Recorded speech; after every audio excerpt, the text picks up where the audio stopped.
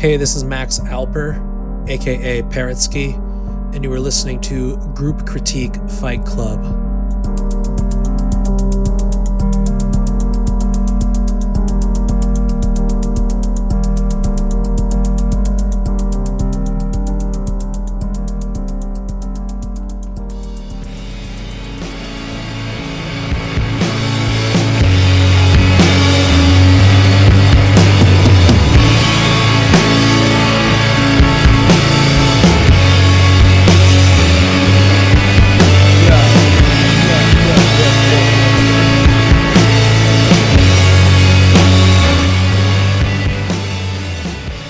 Playing some Mogwai. Ain't nothing wrong with Mogwai. You know, ain't nothing wrong with just a little post-rock. Little post-rock here and there. I was just discussing with a student, actually, about how it's okay for when you find a sound that you cultivated yourself, you know, to not really feel the need with a project, specifically in bands, to go past that sound. You know, it's how you can become a legacy act. You know, Mogwai has been doing this shit over 30 years, and I don't see them reinventing themselves with every record, and that's okay. You know? So as long as what you do first time around is an original idea, you can stick with that idea. It's yours. Even if you might people might start emulating you, but it don't matter. You're the progenitors of it. It's okay. You made it up. Stick to it. Nothing wrong with Lil Post Rock.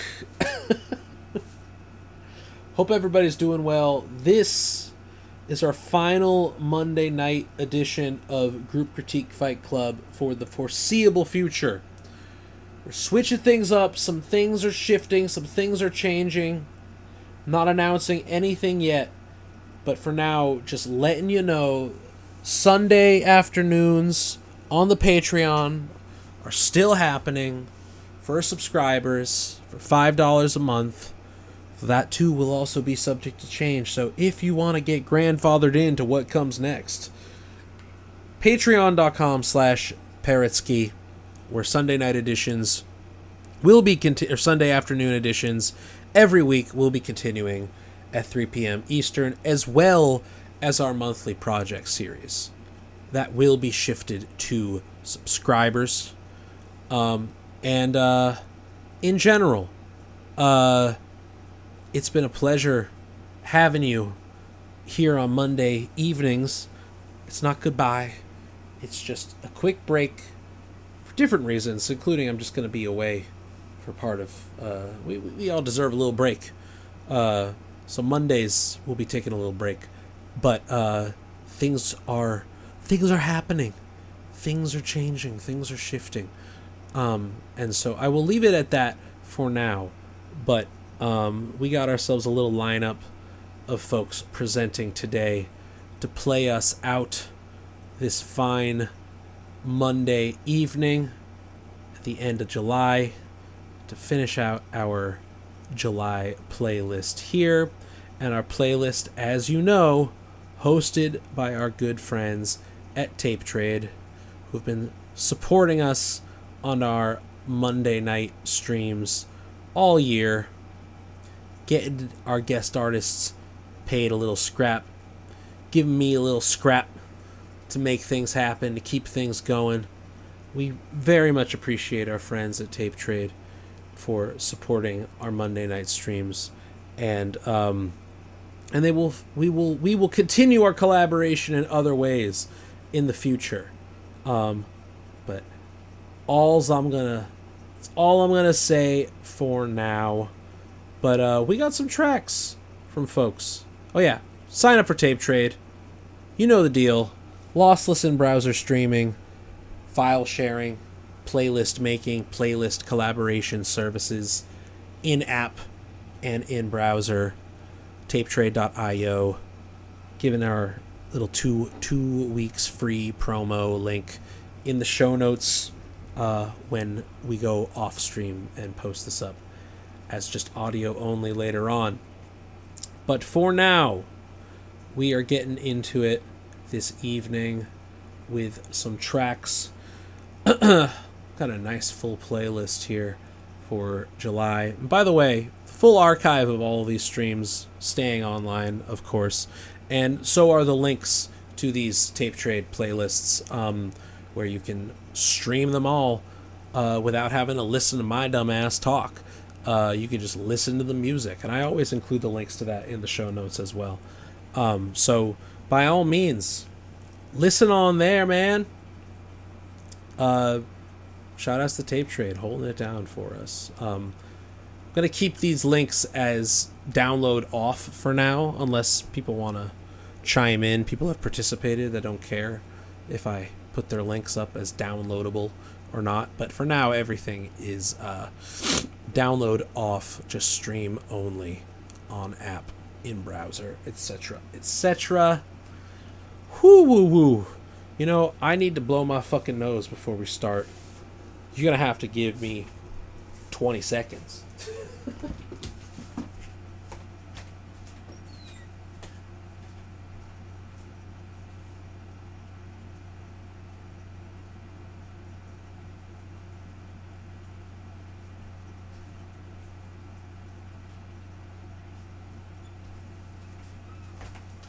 Oh boy. We let that audio rock. Where my headphones go? Bo. We back. They can listen to me blow my nose through the microphone here. Oh yeah.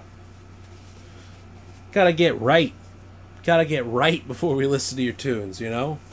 Can't be having no sniveling going on. It's just year-round allergy season for this dude. What do we got first? We got a track from a new participant, Poverty Fetish. They submitted it last week, but we were doing our presentations with Joseph Allred, so we didn't get to present it. But we are doing that today. We are presenting it today, Poverty Fetish, with the track Bass Mix 2. Let's go.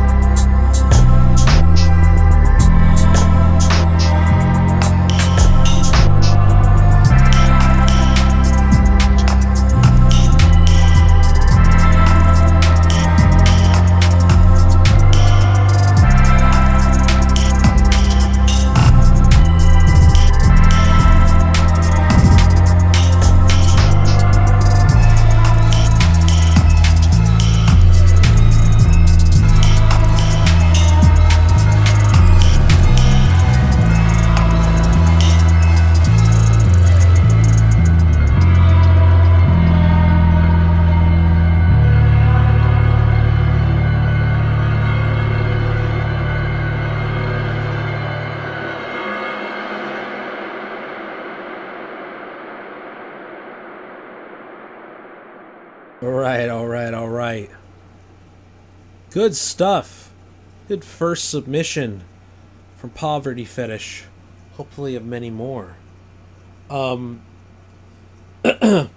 I mean, I'm loving this as the instrumental sort of beat oriented work you got going so far here. Loving the skronking, whatever that was, whoever that was, Evan Parker or something playing at the beginning, leading into this, kind of throwing us a curveball there. It also just kind of feels like every 16 to 32 bars or whatever, it shifts the sort of like framework of the sample origin shifts. There's just a different sort of like point of repetition, and it's the bass that is really tying us in. There's different drum patterns and different sample patterns every zone, but it's the bass, this whatever bass synth kind of like really playing licks here, like really actually playing a part, not just holding down root notes or whatever, but like really expressing themselves. If you're playing that with a synth or if you're programming that, I'm curious about that. But very strong stuff. I feel like the one thing that we should be using in bringing this up all the time, party people, melody. Like, you're creating here more than just a beat. This is a song. It's 2.5 minutes long. You're going through these really nice, lush harmonies through your chord progressions and, sophisticated bass line. Really holding down some licks in the low end here. But, like, why not have something riding on top of this, countering both the chords and the bass with something hook oriented? It could stay fully instrumental. It could be a lead synth or something, or a sample based melody of sorts that's chopped up. But I feel like that could be like it could be, yeah, like there are some instruments going on here. I really enjoy the pads and I really do enjoy the mono synth and the bass, but yeah, empty stage, what Breathplay is saying here. It's like we're setting the stage for our lead instrument and we don't have it yet. Yeah, I think that would be a start. Breathplay saying, I heard you going for it a little with that one mono synth patch, but I'd like it a little more in the foreground. Yeah, like I was hearing some parts and I was, again, common thing, like hearing that as like a counter melody to a main melody that doesn't exist yet, And I don't know, like there's something psychological that we're, in my pedagogical research that is Group Critique Fight Club, seeing how people write tracks differs from person to person, obviously, like style to style. But I'm really noticing a lot of folks, especially the in the box producers of sorts of electronic music, is that like a little melody averse. Like, I don't know if it's a self-taught thing. I don't know if it's a fear of like being vulnerable and doing something real, like melodic, real emotive in one way or the other. But this is something that has come up before, and I'm curious the origins of this. For folks that are self-taught or doing this completely DIY and writing stuff from scratch, how do you write music? Where does melody come into play for you, especially in your electronic stuff? Let us know, because it seems to be difficult for some people, and it's understandable because it's really the bright, shiny thing, dead center, up close and personal, and to the foreground in your mix and in your arrangements and everything. It's the leader, it's the front man, even if it's not a person, even if it's totally instrumental, and it's just a part. It is the main thing, and that is oftentimes the thing that we take away first and foremost as listeners, as like the hook, the earworm, the thing that sticks with us and makes it get stuck in our head and makes us want to listen again. Not easy, that art of melody writing, but it's very important.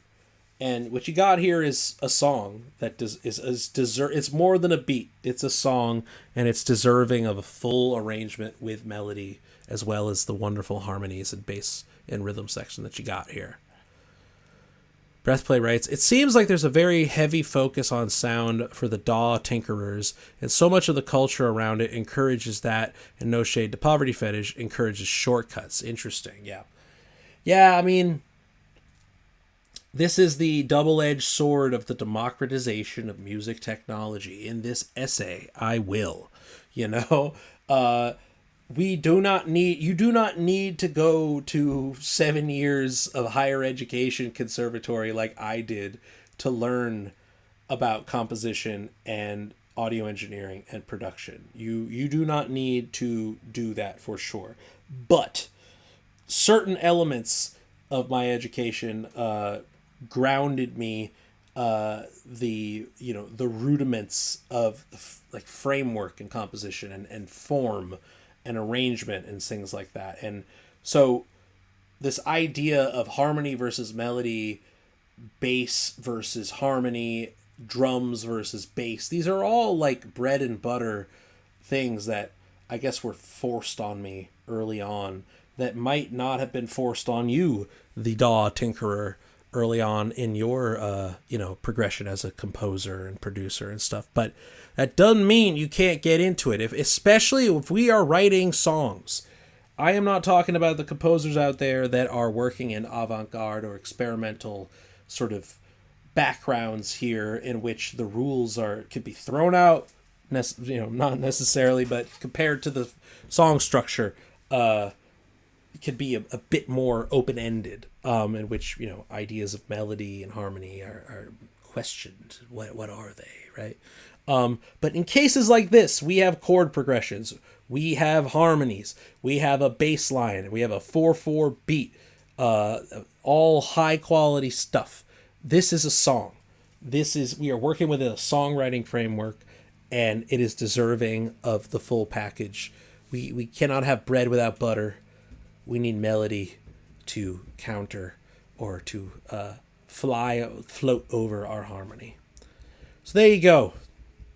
Poverty Fetish. I hope that was somewhat helpful. Maya says, every time the vocal sample or tinkly piano bits came in, it was a bit more noticeable how not bright and in the forefront those were, which makes me assume that this was a beat with a missing main melody element. But I think if you remixed with those higher frequencies just coming more, sure, okay, interesting. Not just a change of arrangement, but change in the dynamics in the mix to bring out more melodic things. I still think we need something written that is hook oriented, is a bit more in your ear, stuck there. But different ideas, good stuff, everybody. All right, thanks, Poverty Fetish. Who we got? We got Mikita. They write to us, here's one of the 2 tracks I'm trying to put together now, made out of sounds sourced in Pilaite, my Vilnius neighborhood. Raw material, and I've been seeing you, Mikita, online. You've been going out field recording, going out sample hunting. I love to see it. We love to see it, folks, don't we?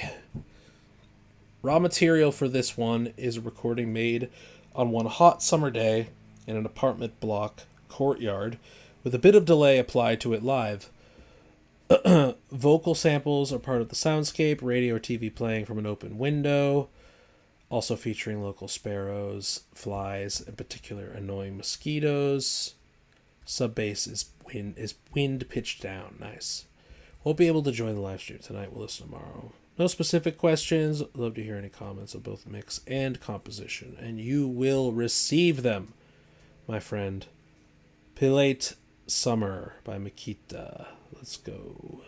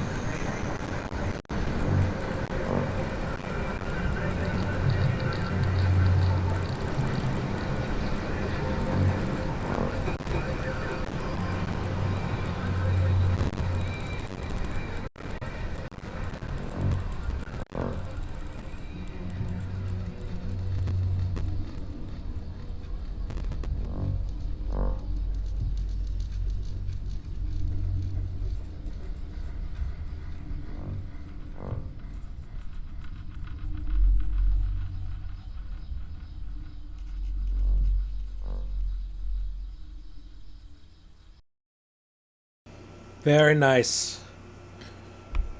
Very much enjoy the soundscape composition we got going on here. Really great sources of materials, you know, like finding like weird little melodic fragments of samples. I'm just like hearing the radio or the TV, like you said, nearby. Like there's like little instances of like noticeable music coming through here, you know, sourced music, that I thought was really charming, and it has this surrealism, but still like urbanist sort of soundscape. Like it does sound like we're inside the city. I'm wondering if that was do you think that was my CPU that was clipping that there on that digital clipping sound, or if that was intentionally put in this mix here. I'm just gonna like go back slightly again and just like see if we're hearing that. If that was that just me? Was that the file? Was that or is that like actually built in here? Yeah, see, it's happening from the start now. I think it's my yeah, it's my CPU, dog. That's great. I love that. Let's fucking actually my CPU is kind of low right now. Let me just restart. I'm just refreshing the page here. Okay. Y'all were hearing that too. Okay. So yeah, it was coming in on your end too. Okay, cool. So let me just, if that's the case, because it really only happened in that final segment of it, I kind of want to play it again, just the second half. Oh, come on. Really? It's still happening? I gotta restart the browser. Ugh, hold on. Hold on. Technical difficulties. Always a fun time here on live television. Right? That's what this is. Yeah, my CPU isn't crazy at all. I don't understand. Let's fucking open that shit back up. Let's open up that tape trade. Should still be logged in. Sorry about that, Mikita.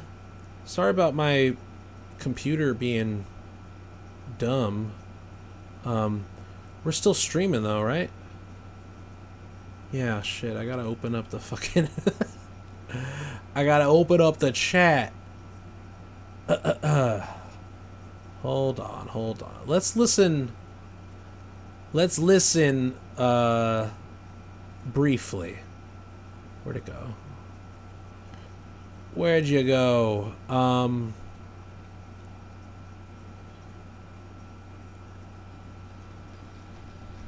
Yeah, clean. Let's listen to the second half of this again.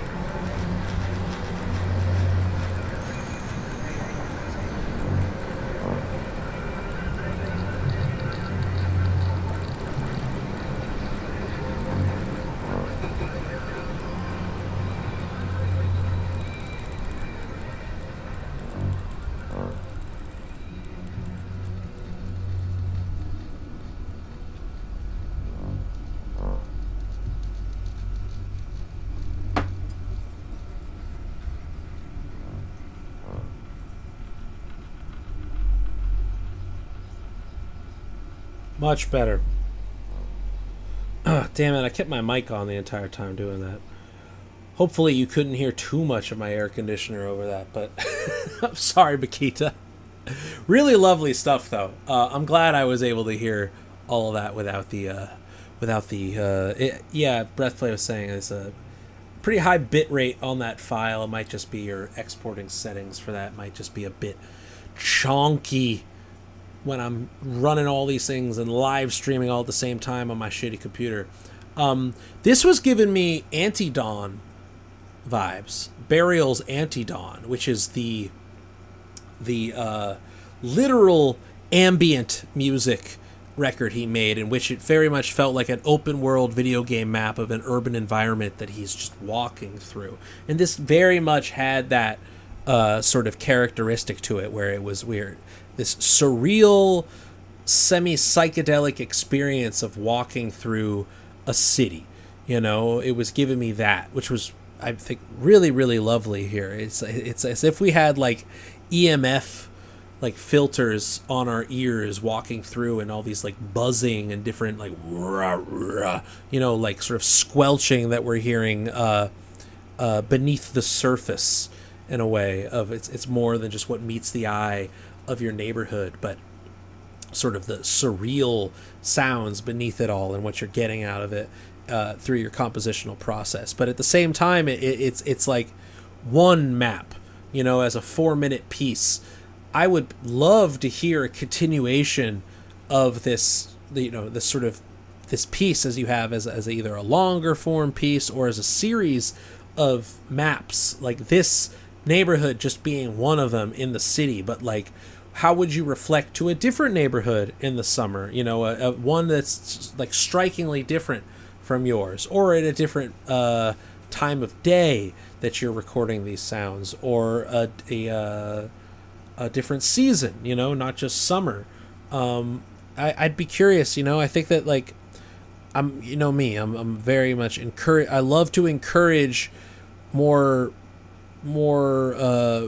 let's say like electronic music and like electronic dance music and songwriting types to take the soundscape pledge, you know, to take the field recording pill a little bit, and to start thinking about composition beyond strictly instrumental, straightforwardly musical and melodic sounds. But how can we create not only space but potentially narrative through these quite literal sort of sounds of specific spaces and moving through them and stuff. And so this is the type of thing where the field recording, it doesn't need to be for the sake of ecology. It doesn't need to be for the sake of just capturing your environment that you're in without having any interaction with it, or just like staying true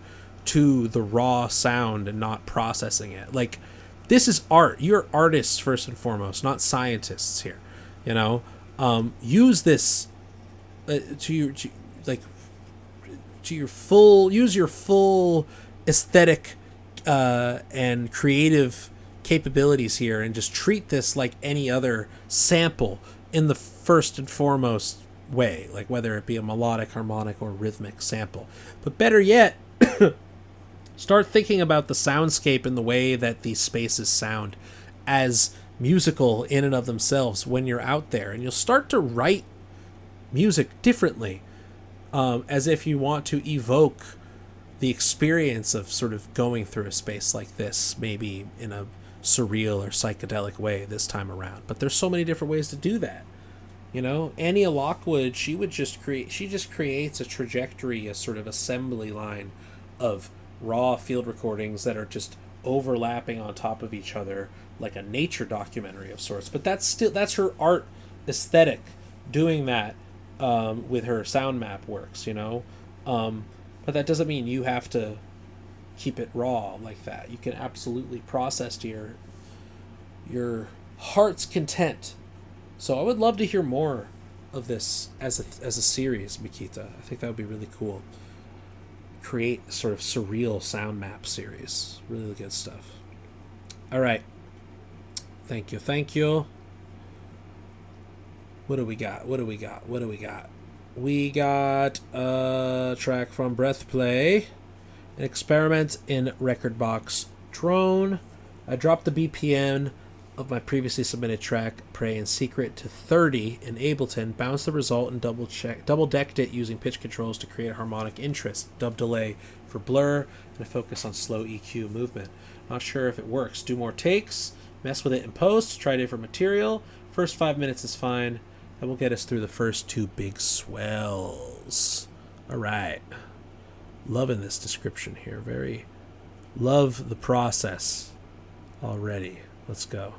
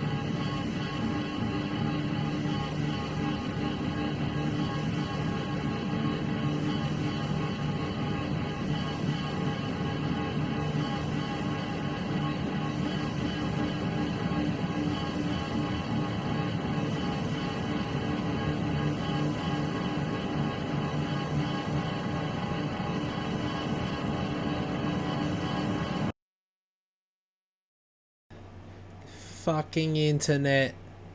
This whole time. Been chatting this whole time. Mike been fucking muted too. God damn it, bro. Gotta love it. Gotta love live TV. Gotta love live TV. Well, I'm sure that shit cut out well before I noticed that it cut out. So we will listen to a few more minutes of that. Hold on. We online, yo. We online. We got any fucking viewers? We doing this? Same. Preparing stream. Does this mean it's not working? Come on, yo. Come on. Hold on. Restarting stream. Restarting. There we go. There we go. There we go. Come on. Boom. Okay, great. We live right now? We live right now? Looks like we are. Looks like we are. Okay. Give me a sec. There he is. There I be. In the flesh. How long into the track were we before I cut off? Let me, I'm going to play another few minutes of this dub mix just to keep things smooth.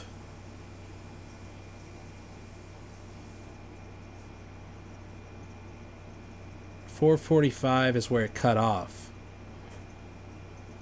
Okay, well, in that case, who knows? Let's just listen to a few more minutes of this. A couple more minutes.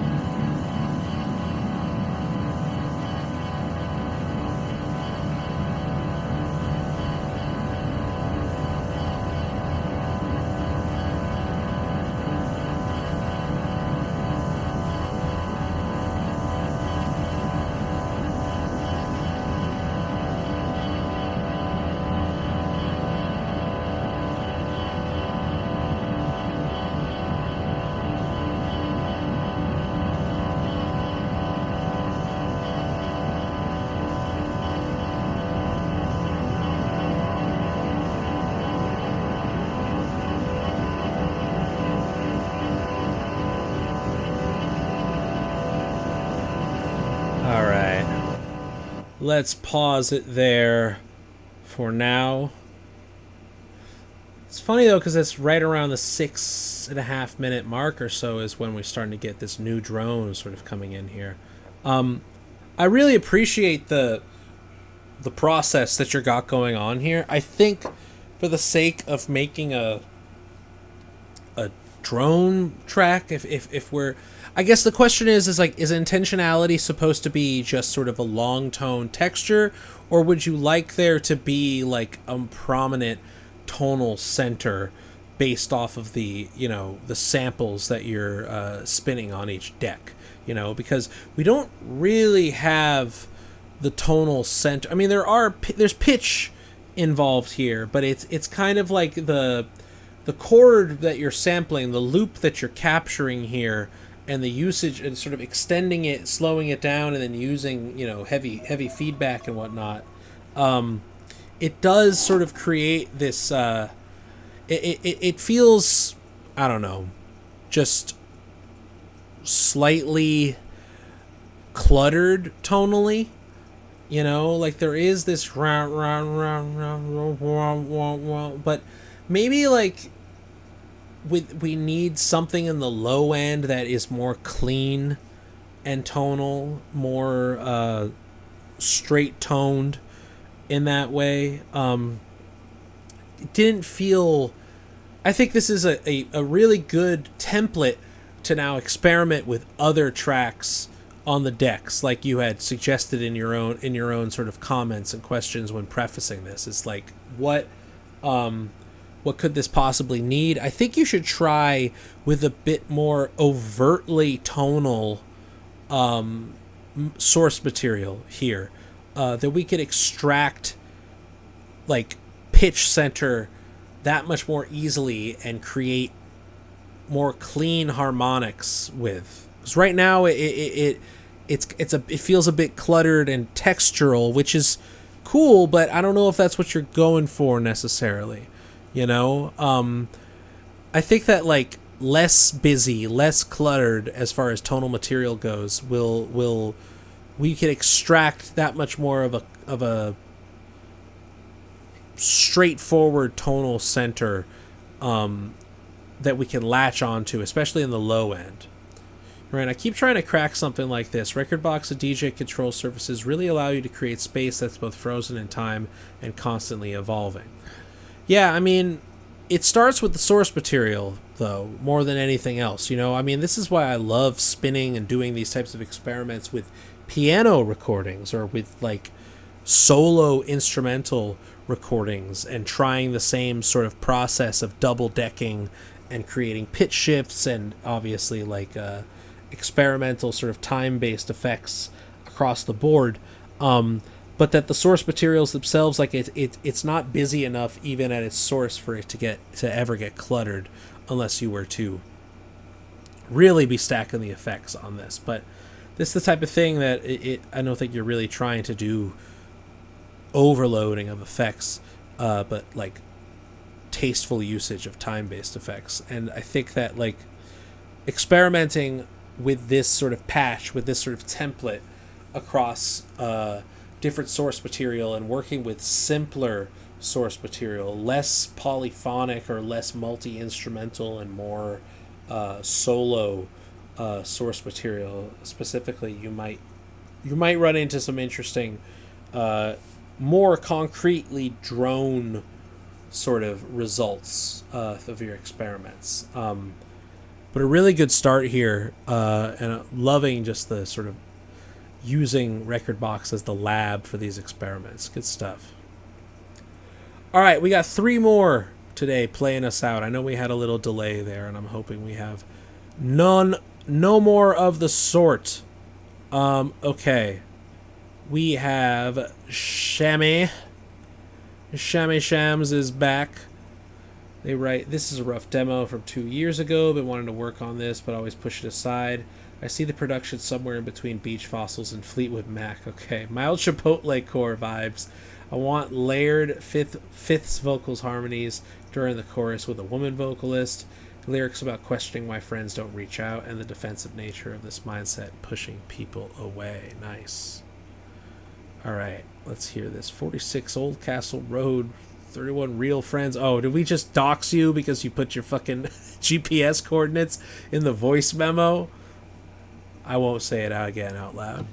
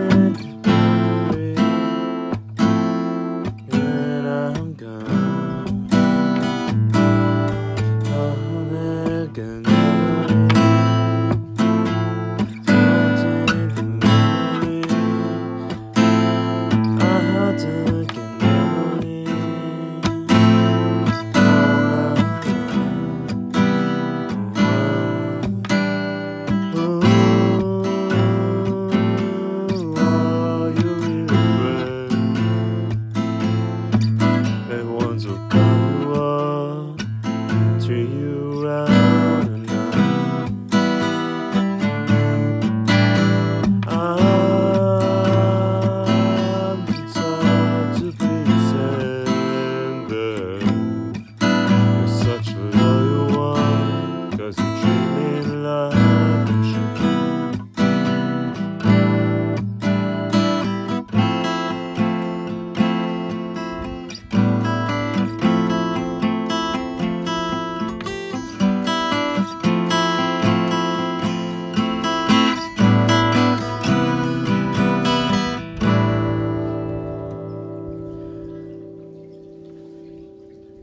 Who are your friends? The ones who call me up as I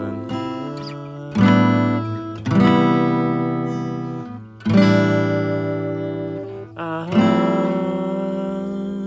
too tired to pretend that I'm such a loyal one, 'cause I treat them like a shit.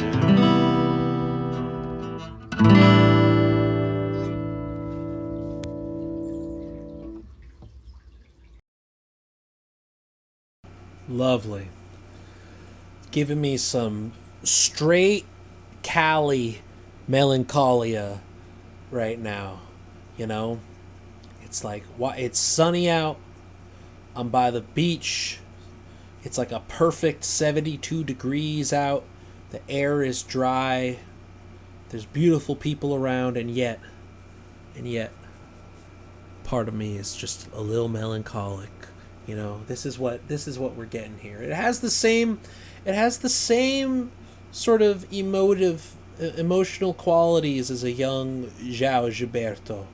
You know, though you're not playing bossa nova here, the solo troubadour playing something breezy, as Breathplay said in the chat. Breezy, not necessarily tropical, but very, very lush and coastal, sunny in this way. That has that outdoor quality to it, and yet there's an introspection, a moodiness to this that I'm captivated by. Really, really lovely stuff here. I wouldn't want to overproduce this at all.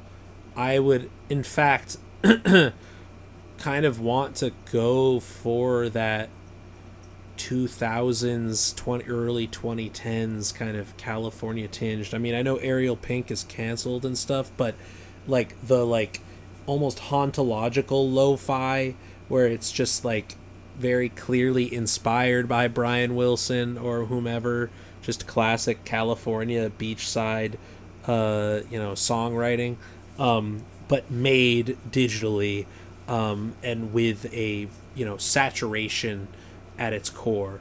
I would love for this to sound recorded analog. I would love to hear this on a Telecaster through a Fender DeVille with light tremolo on, or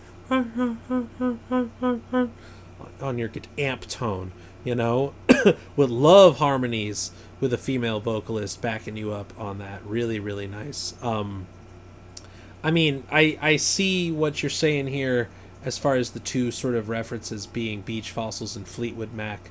I'm leaning towards the Fleetwood Mac, sort of just making a song that sounds like moody classic rock, less than trying to make it sound more produced.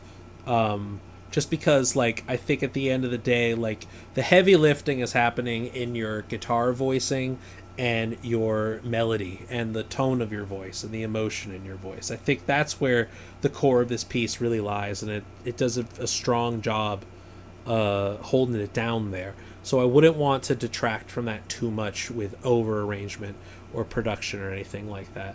I think you do a great job in your work, Shams, of sort of toying with arrangement in a true disco sort of way, where things deserve to be big at certain times, but this feels inherently hushed, and I wouldn't want to detract from that hushedness, the intimacy, the romance of that.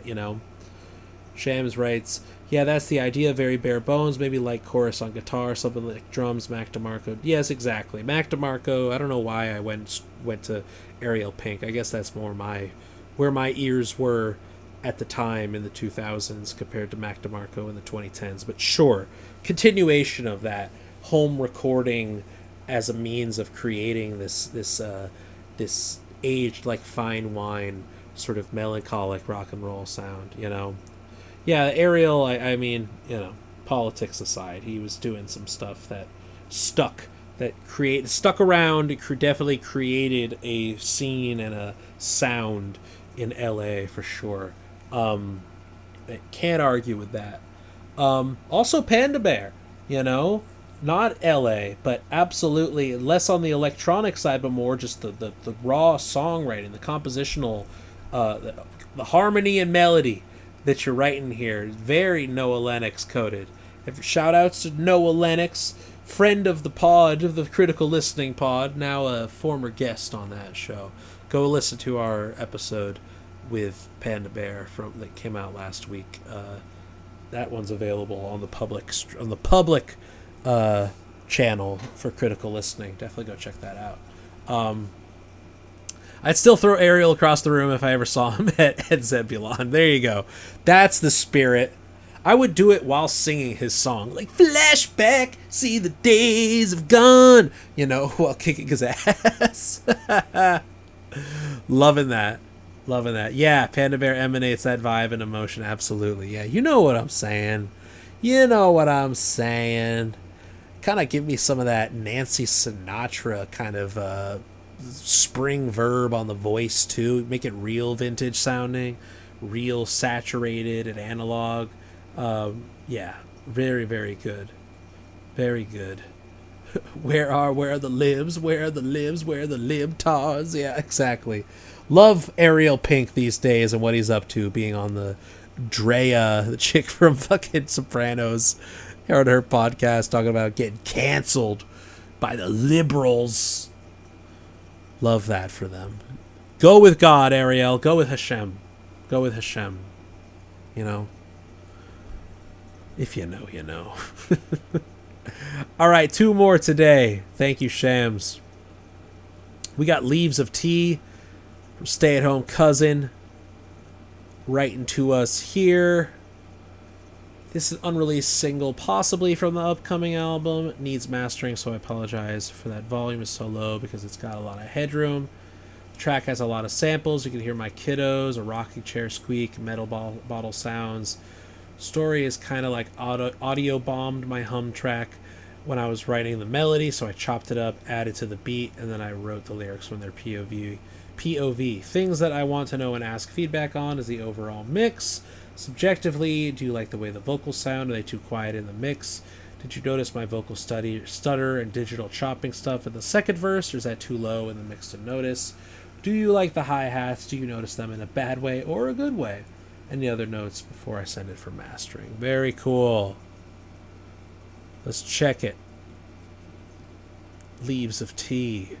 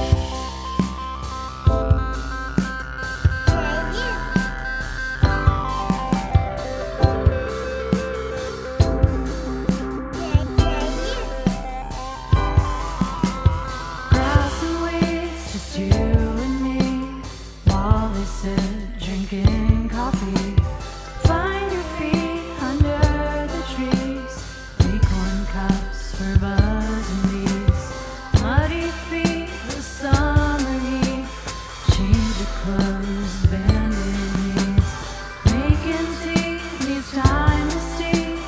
Here's your cup, this one for me. And here's the one for me, making leaves of tea.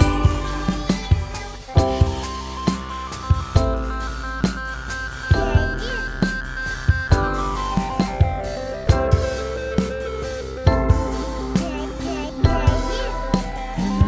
what do you see?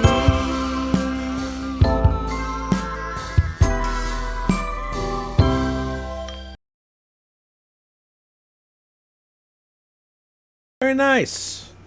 Very, very nice. I love the vocal samples of your kids in there. You know what I mean? Like, it's like, it just, again, has this lovely, it's childlike, you know what I mean? There's an innocence to this pop specifically, and then it's like absolutely laid in, embronzed with the usage of samples of your actual kids in there. It just has it's fun, you know. It has a funness to it, and it's not pretentious. It's not trying to be anything that anything more than it is, you know.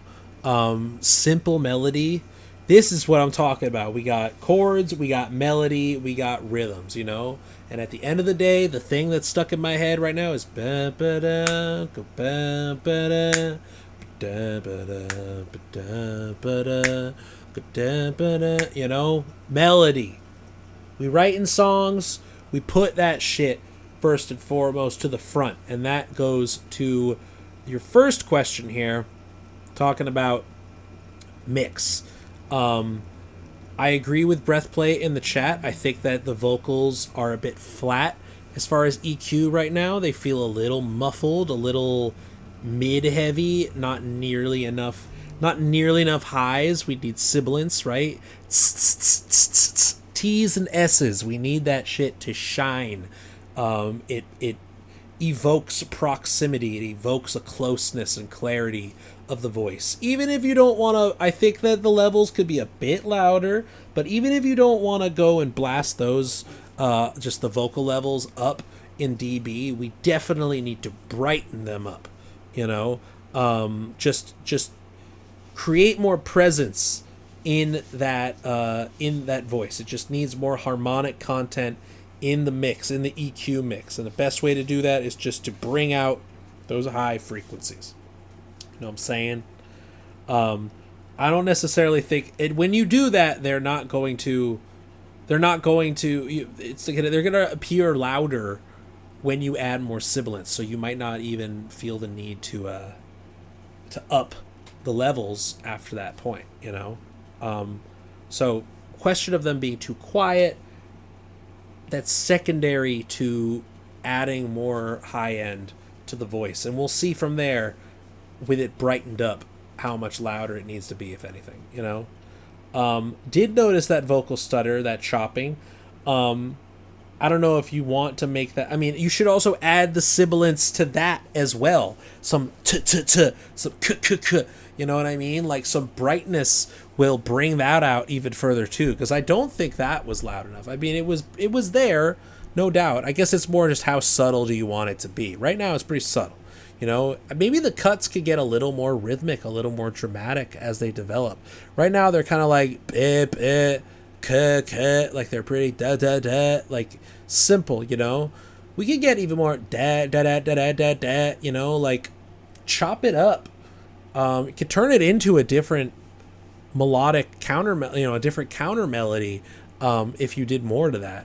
I think that would be an interesting thing to experiment with if you wanted to up the ante as the song developed a little bit.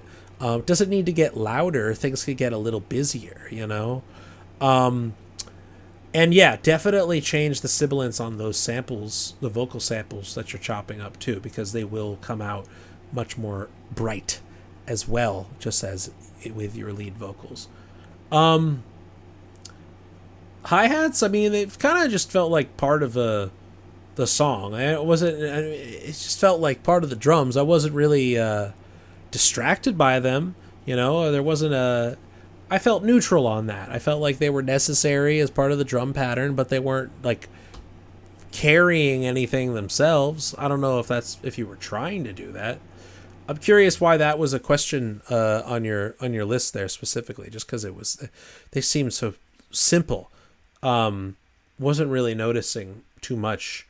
I think that's a good thing, because overall the drums are kind of just like, were there any changes really in that? I couldn't really tell, didn't feel like to be a drum heavy track. This is about the chords and the melody specifically. Say, yeah, the hi-hats were all samples I played over live drums that someone played for the album. Oh, okay, interesting. Well, couldn't tell that. It sounded just part of the live drums, so I think you're good. I think you're good on that. Yeah, it's really, I think, mostly just about bringing out that voice a bit more. A little bit more presence and unflattening of the vocal mix specifically, because that is the lead. That melody has to shine, baby. Give me beach house vibes. Everybody giving me some beachy melancholia today, at least you and Shams. Good stuff. Good. Love it. All right, playing us out, we have Tagn. Second edition of this guy with some recordings layered to add texture, get away from that digital sound, ideas to give it more energy. What would Too Slimy do? Oh no, I don't want to know. Tagn, Bad and Bass, V1 version 1 million. Let's go.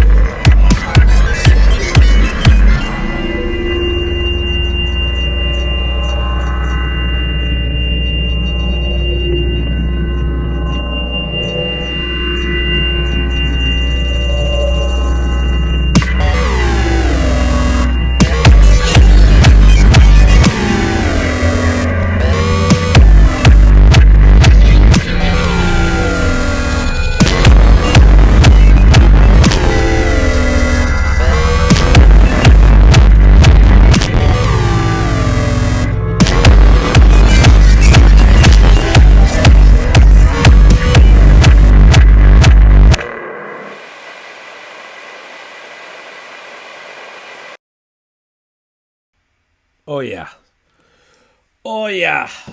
Good shit. Heavy stuff. If you're asking me genuinely, what would Too Slimy do? It would be to, you ended with heavy 808s.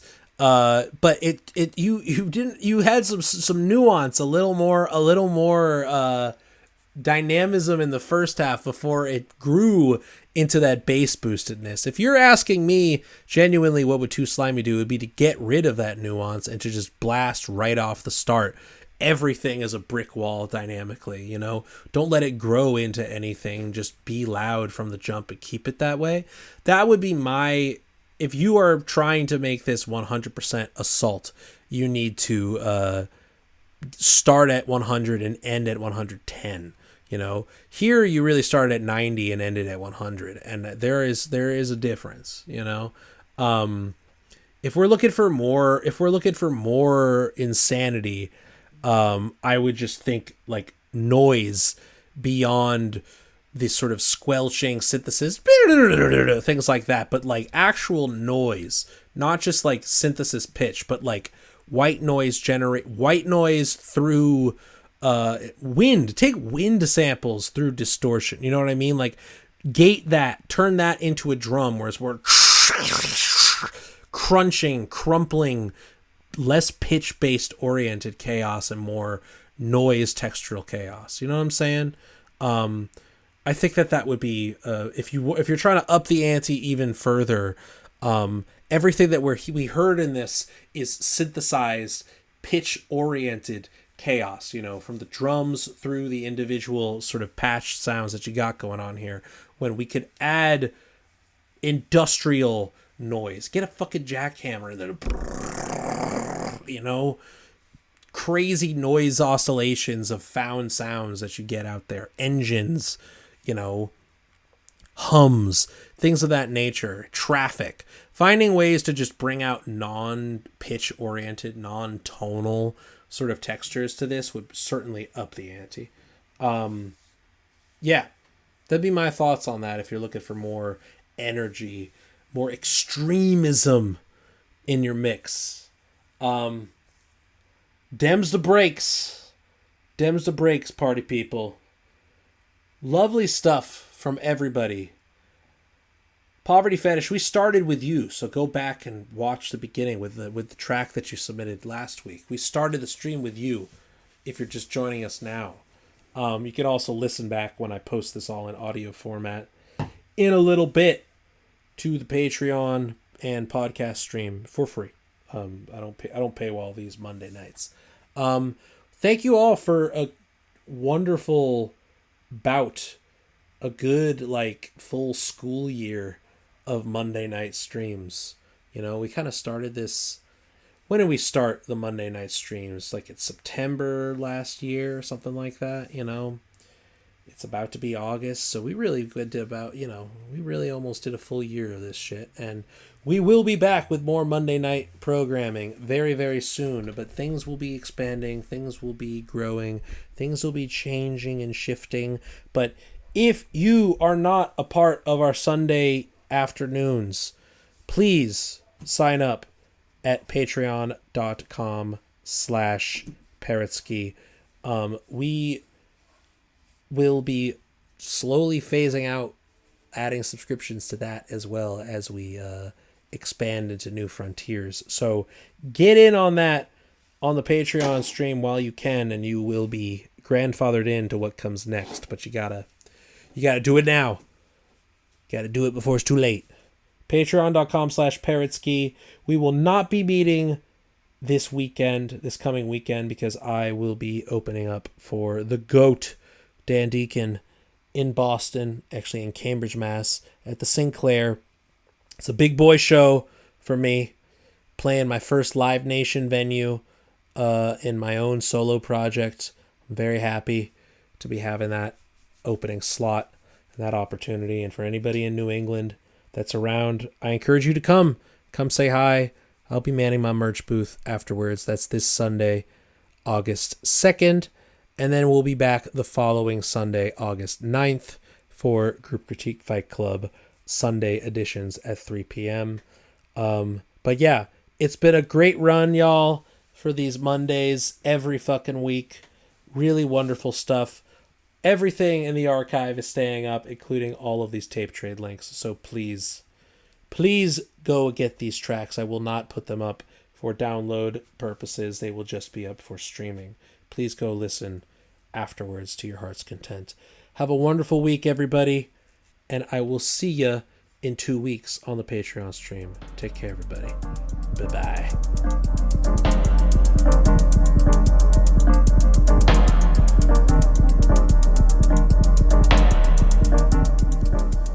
Thank you for listening to another edition of Group Critique Fight Club with me, Max Alper, aka Parrotsky. You can sign up for the Patreon at patreon.com/Parrotsky to get access to our Sunday Zoom school on top of the regular live public stream. Public stream takes place every Monday at 7 p.m. Eastern. All are welcome.